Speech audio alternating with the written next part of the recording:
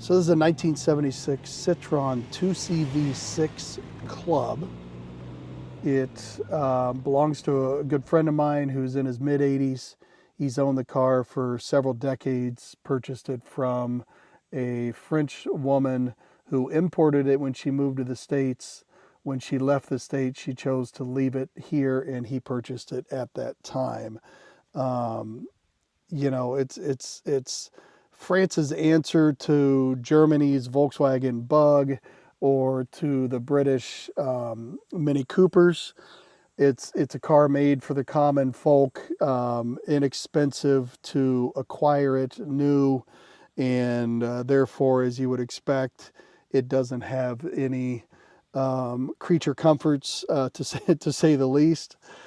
It has a two-cylinder Boxster style engine that puts out all of 29 screaming horses, made it up to a 4-speed transmission, which the shifter comes right out of the dash, which is really interesting. It's a dogleg style shifter. You can move it left and right. If you go left and in, that's reverse. Keep it left, pull straight out all the way, and you're now in first gear. Back to the middle, which is neutral, and in is second gear, straight out for third, in to the right, and up for fourth. For those of us who have never seen something like that, it's pretty quirky, but it kind of matches the car. But it works. It's effective once you've done it a couple times. It's easy to drive. As you would expect on a entry-level common car, the instrumentation is minimal, to say the least. Of course, it's all in kilometers.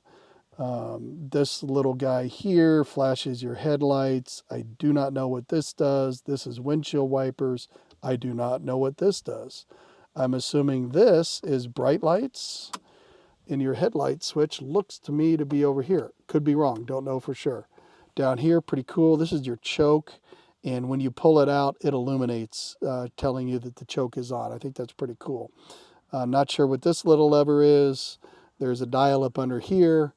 I don't know what it does. Could be windshield wiper speed. I really don't know.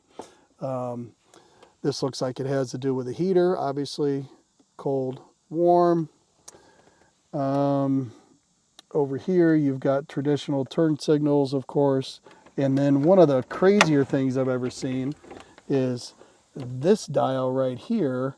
As you twist it, your headlights move up and down to adjust them, which is crazy.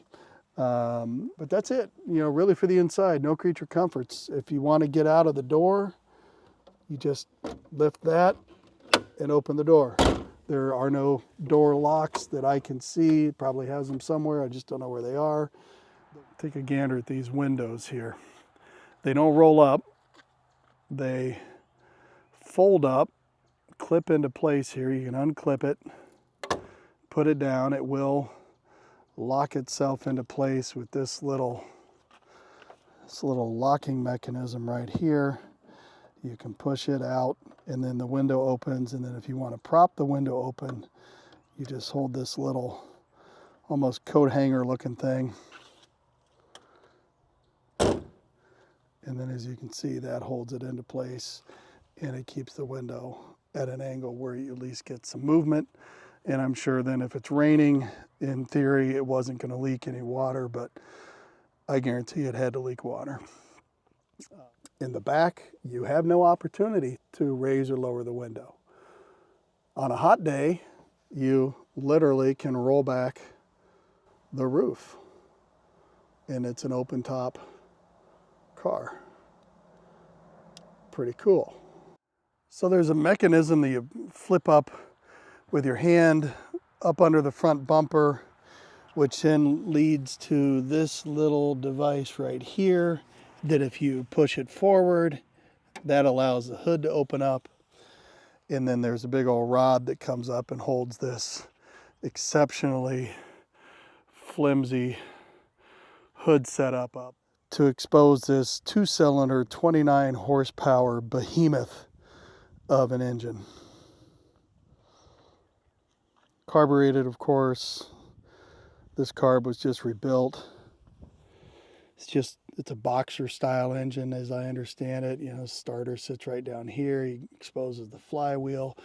So transmission is all back here on the back part. This is all transmission. Here is your shifter that goes straight through to the dash, which is pretty crazy. But you know what? It works.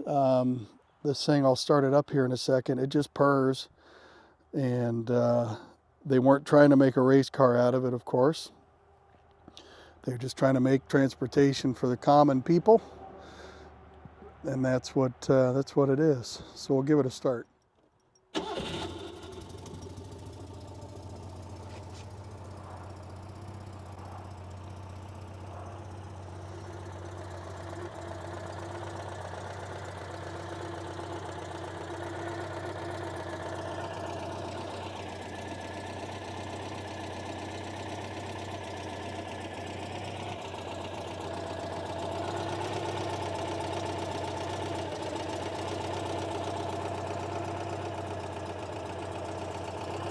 Simple air cleaner that's just a sponge. The little thing just sits there and purrs.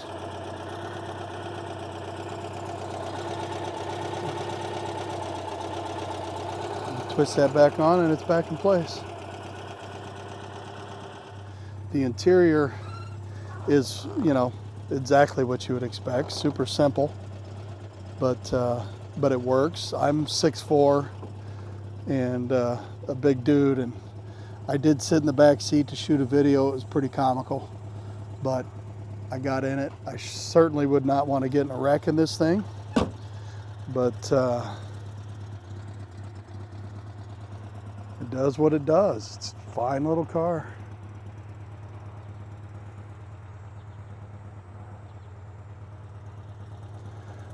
The back opens up, gives you enough space for a little bit of luggage, a spare tire, just as simple and basic as you would expect it would be. Lock it back up. You got to get a look at this exhaust pipe, how small it is. This is my thumb. You can see I can literally plug the entire exhaust just with my thumb. I mean, it's an inch. Pretty crazy. Skinny, tiny little tires. Just exactly what you would expect this little thing to be. But you know what? 2-cylinder, 29 horse probably gets just disgusting mileage, and it does what it's supposed to do. So I want to give you a taste of the suspension. This car only weighs 1,200 pounds, and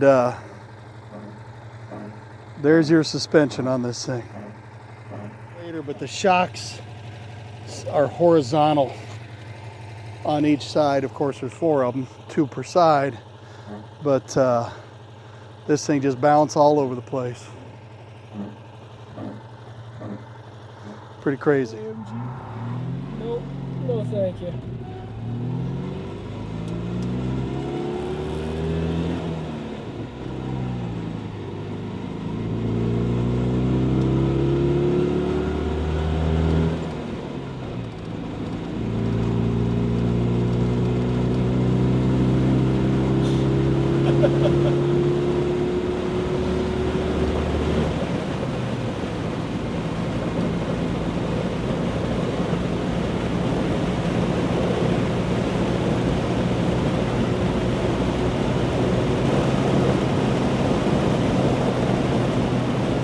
Very comfortably at 80 kph.